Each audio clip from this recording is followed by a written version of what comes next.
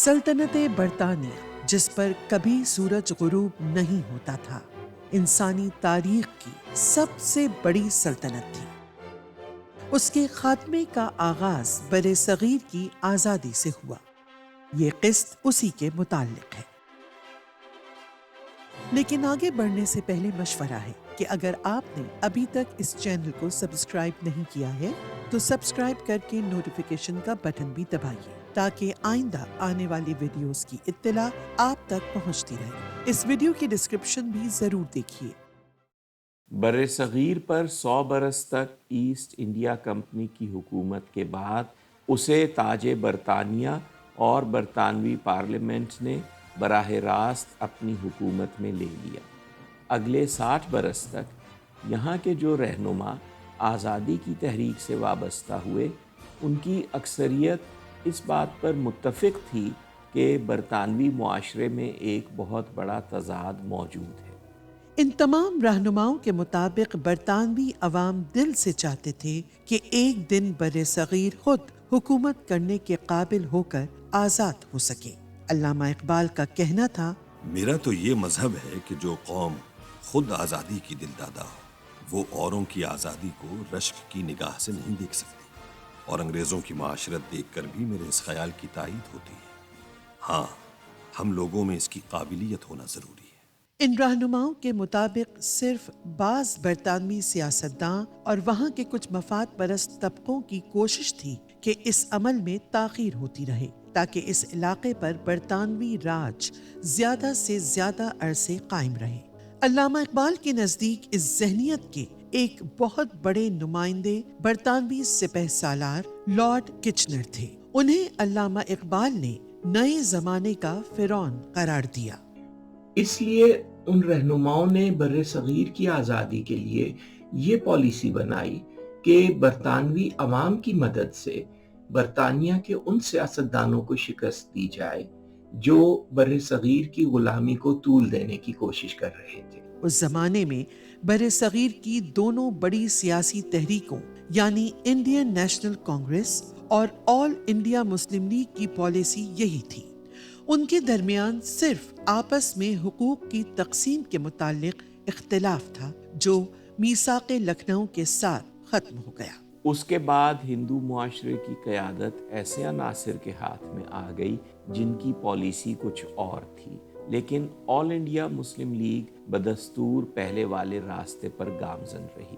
پاکستان کا مطالبہ اسی اصول کی بنیاد پر کیا گیا جو مسلمانوں اور ہندوؤں کے درمیان میثاق لکھنؤ کے زمانے میں طے ہو گیا تھا، اور یہ مطالبہ برصغیر کو آزاد کروانے کی اس پالیسی کے مطابق تھا جو کسی زمانے میں کانگریس اور مسلم لیگ کی مشترکہ پالیسی تھی، لیکن اب وہ صرف مسلم لیگ کی پالیسی رہ گئی تھی۔ جب آل انڈیا مسلم لیگ نے اپنی 1946 کی قرارداد دہلی کے ذریعے، جس کا ذکر پچھلی قسط میں ہو چکا ہے، برصغیر کے لیے 2 علیحدہ دستور ساز اسمبلیوں کے قیام کا مطالبہ کیا تاکہ ان میں سے ایک پاکستان کے لیے اور دوسری بھارت کے لیے دستور بنائے، اور برطانوی حکومت نے اسے مسترد کر کے پورے ہندوستان کے لیے ایک ہی دستور ساز اسمبلی قائم کر دی، تو آل انڈیا مسلم لیگ نے اس اسمبلی میں بیٹھنے سے انکار کر دیا۔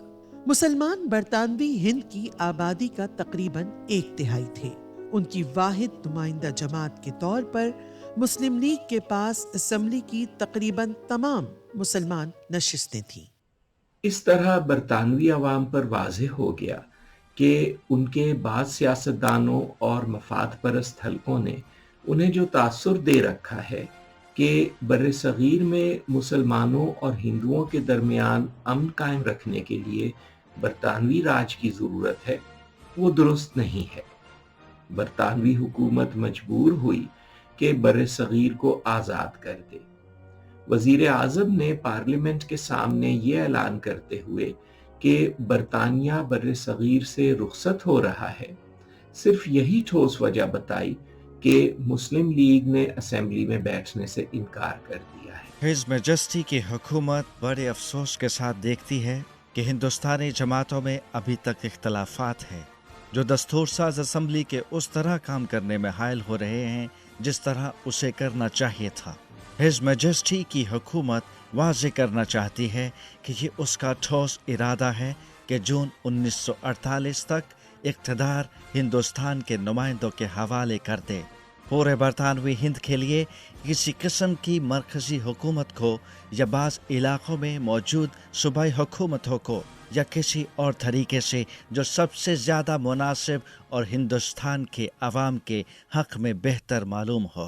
उसके बाद जब लॉर्ड माउंटबेटन इक़्तिदार मुंतकिल करने कराची आए तो कायद आज़म ने शाह बरतानिया के नाम अपने पैगाम में भी ये बात दोहराई कि बर्रे सगीर की आज़ादी उस वक्त मुमकिन हो सकी जब बरतानवी कौम ने ऑल इंडिया मुस्लिम लीग के मौक़िफ़ को कबूल किया और बरतानवी हुकूमत ने उसके मुताबिक अमल किया।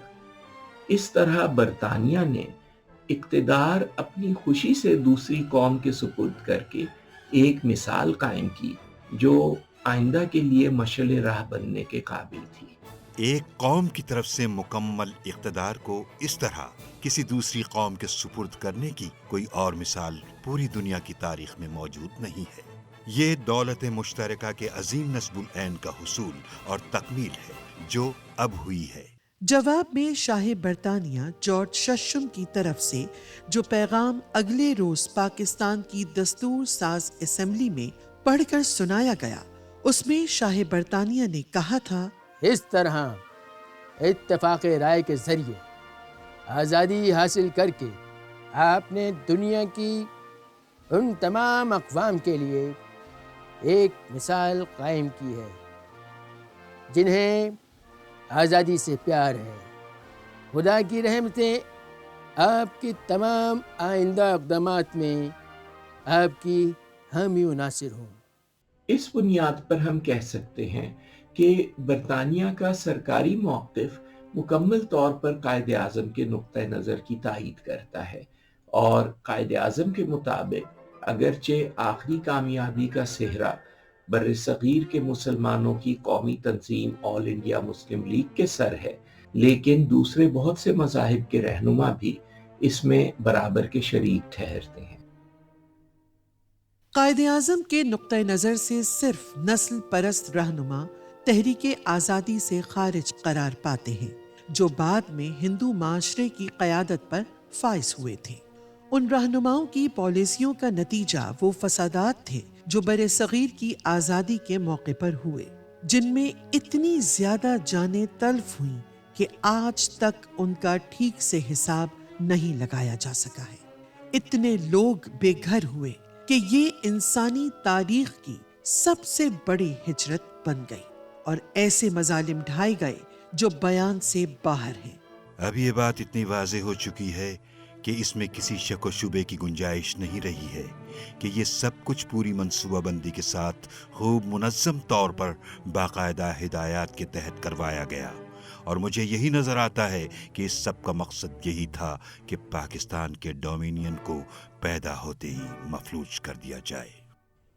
पाकिस्तानी कौम के लिए उन वाक़यात के साथ जो कुर्बानियाँ वाबस्ता हैं उन्हें याद रखकर अपनी आज़ादी की हिफाजत करना और मुआशरे की खिदमत को अपना फ़र्ज समझना एक बात है, लेकिन उन्हें बहाना बनाकर मनफी रवैया इख्तियार करने का कोई जवाज़ मौजूद नहीं है।